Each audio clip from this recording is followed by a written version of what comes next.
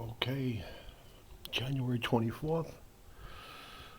Looks like the end of the blizzard of 2016. If you're in your 20s, 30s, grab your shovels, get out and get busy. If you're in your 40s, I suggest you check with the wifey first, because you have probably have young kids at home still. There he goes. And if you're in your 50s, proceed with extreme caution, because your grandkids may want to get to know you. Okay, that is out for now. Next update, 2036, sometime in January, God willing.